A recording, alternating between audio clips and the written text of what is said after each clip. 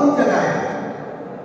इसलिए एक एक कार्यकर्ता जो मेरी युवा शक्ति बैठी हो, गली गली जाना, हनुमान चालीसा चलाओ, राष्ट्रीय बजरंग दल की सदस्यता का अभियान चल रहा है। कोई भी युवा राष्ट्रीय बजरंग दल की सदस्यता के बिना इस पूरे हरियाणा का छूटा डाले घर घर जाएंगे, हर हिंदू को जगाएंगे इस भाव के साथ।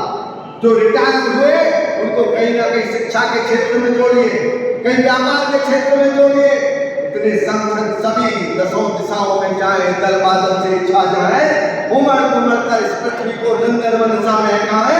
इस भाव को लेकर राष्ट्रीय बजरंग दल, राष्ट्रीय व्यापारी परिषद, राष्ट्रीय मजदूर परिषद, राष्ट्रीय छात्र परिषद, राष्ट्रीय महिला परिषद ओजस्वी रहे बच्चों का भी जीवन संस्कारमय हो।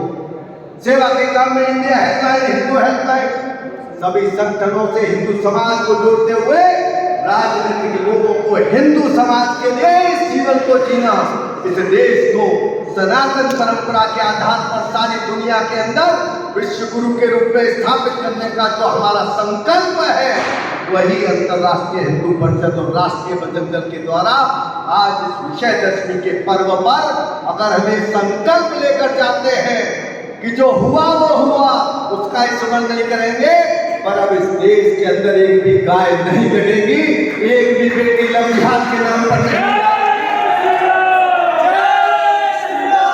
एक भी मंदिर पर पत्थरबाजी नहीं होगी। और जो पत्थरबाजी करेगा, ऐसे हाथ को उसके शरीर से अलग करने की क्षमता रखने वाले हिंदू समाज का निर्माण करना, यही अंतर्राष्ट्रीय हिंदू परिषद, राष्ट्रीय बजरंग दल का संकल्प।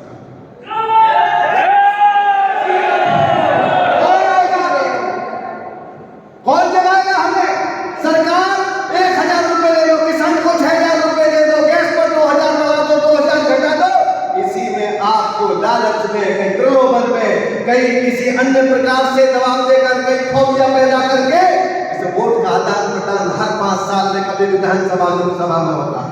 चुनाव आते रहेंगे, जाते रहेंगे, मोदी बनते रहेंगे, बिगड़ते रहेंगे, योगी जी और खट्टर आते रहेंगे, जाते रहेंगे, पर इस देश के अंदर अब आने वाली राजनीति में केवल और केवल हिंदू की जो बात करेगा, ऐसी मानसिकता वाला ही व्यक्ति इस देश पर राज करेगा। इस भाव को लेकर हिंदुत्व को जगाने का काम, चुनाव नहीं लड़ना है, लेकिन लड़ाएंगे उसे जो हिंदू के लिए लड़ेगा, और मिटाएंगे उसे जो हिंदू के विरोध में खड़ा। इस संकल्प को लेकर कोई भी आए आपके पास, पूछो उससे गाय के लिए केंद्रीय कानून कब बनेगा? इसको बनाते हो राज्य में गाय के कानून से बंगाल की गाय कितनी रुक जाएगी क्या? राज्य की जनसंख्या का कानून बनाने से देश में कश्मीर में आबादी रुक जाएगी क्या? आपकी तो 6 राज्यों में सरकार है, बाकी राज्यों में जहां पर कोई केरल में बैठा है, कोई राजस्थान में बैठा है, कोई हिमाचल में बैठा है, कोई उड़ीसा में बैठा है, कोई बंगाल में बैठा है, यहाँ कौन कानून बनाएगा? इसलिए केंद्रीय कानून की आवश्यकता। आप बिल्कुल बनाकर राम जन्मभूमि के विषय को लेकर संसद से कानून बनाए। अलाउद्दीन गोगोई का भगवान राम ने उसे सद्बुद्धि दी, बदले में उसे एक राज्यसभा मिल गई।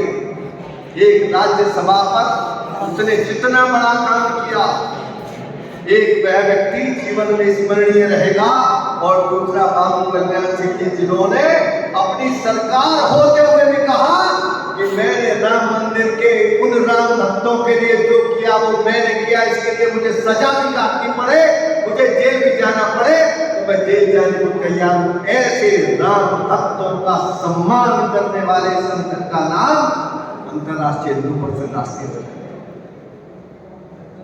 हम उस संगठन के अंग थे, कभी हमें निष्कासित किया, और इसी हरियाणा के गुड़गांव में 4000 पुलिस वालों को इकट्ठा करके ये कहा गया, अगर वोट नहीं दी तो तुमको जेल में डाल देंगे, तुम पर सीडी, तुम पर ईडी, तुम पर यह।